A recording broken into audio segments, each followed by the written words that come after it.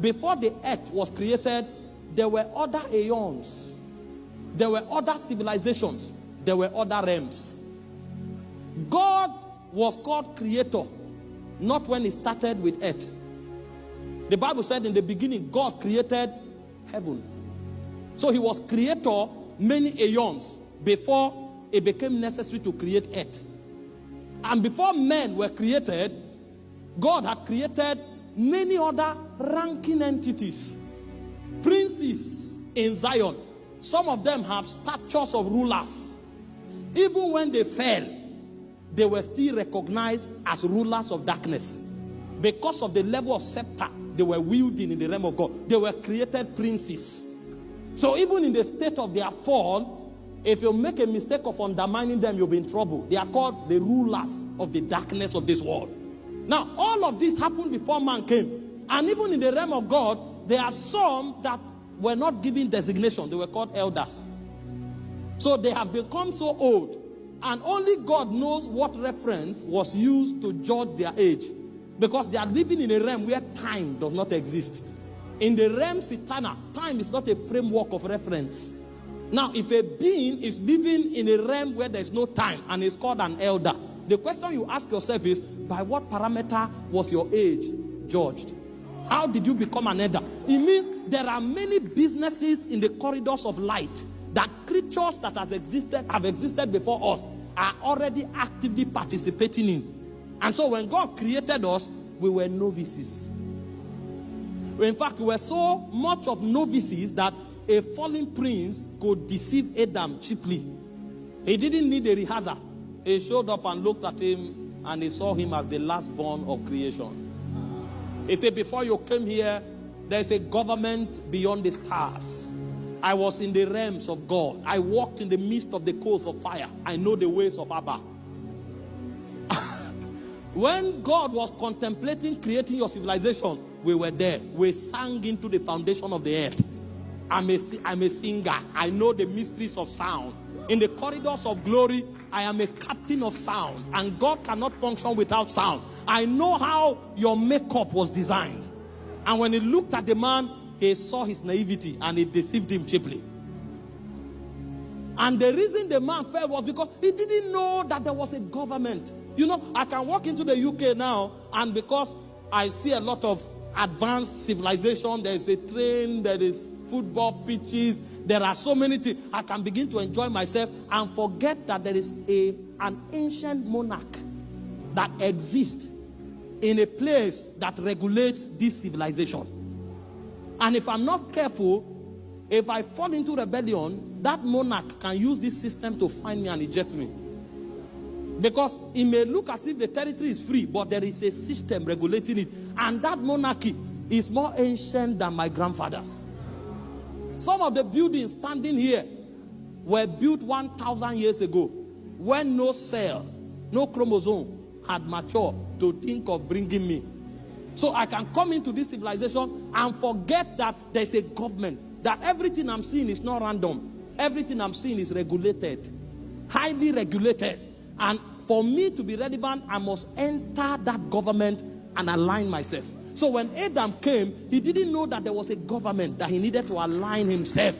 He went on a journey of his own devising. He saw apple and he said, wow, these fruits are healthy. He chewed some and he was having fun. He saw the river. He went and was swimming. He didn't know that there was a government he was sent here to represent. That earth was a constituency amongst many constituencies.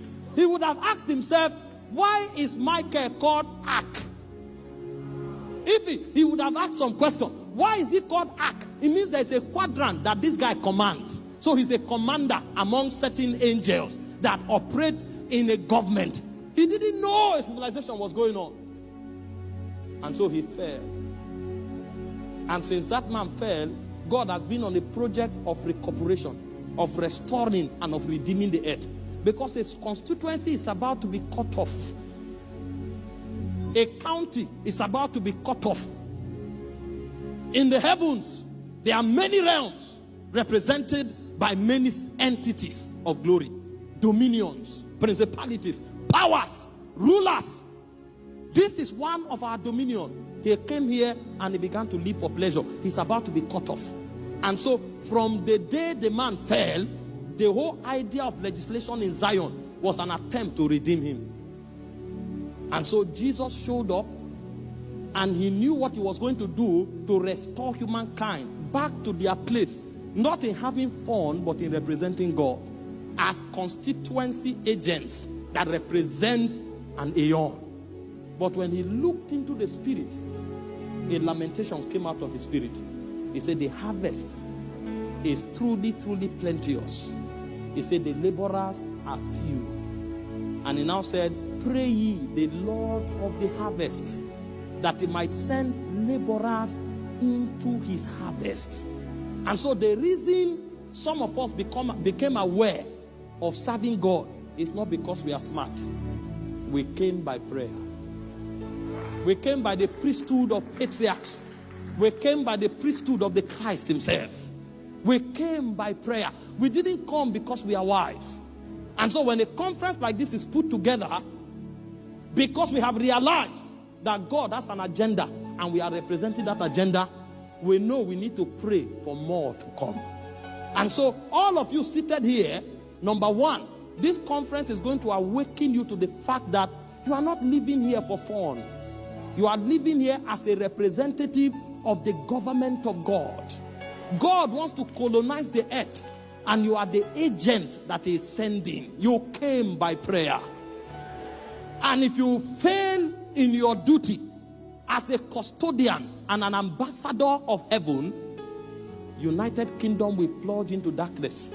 Even though there will be a lot of intelligent technological development in the realm where it matters, there will be disconnection. Because when time is accomplished and the nations are judged, some nations will be cut off. And the reason those nations will be cut off is because they didn't have representatives to stand in the gap in priesthood for God's influence to find expression. Have you looked at the landscape in recent time? People are fighting for what the Bible condemns. And they are passing laws and legislations to enforce what the Bible calls an abomination.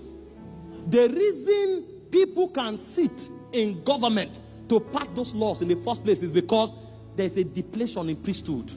That means the ones who are there are no longer receiving signals that before they are in parliament, they are representing another government. So they are connected to the governments of the earth. They are not connected to the government of the heavens. But when a conference like this is put together, it's so that many ambassadors will rise. That when people are in parliament, they will discover that they are first of all representing a heavenly government before an earthly government.